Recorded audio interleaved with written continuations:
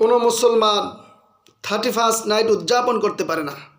Happy new year পোলাবন একটা সকালবেলা সাইসা বলতেছে, হুজুর হ্যাপি নিউ ইয়ার, এই টাকা জমা দিন। কী করবি?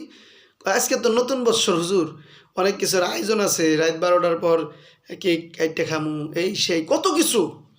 এগুলো হারাম, এগুলো ইহুদি খ্রিস্টানদের, এগুলো মুসলমানদের হতে পারে না এই কালচার।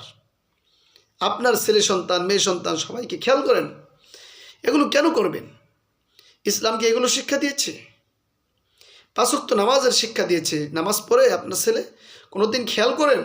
সেটা তো খেয়াল করেন না। অথচ দেখেন হ্যাপি নিউ ইয়ার করতেছে, টাকা দিতেছে, কত কিছু করতেছে, নাচ গান কনসার্ট, তারপরে আরও কি কয় অনেক কিছু, এত কিছু নামও জানি না।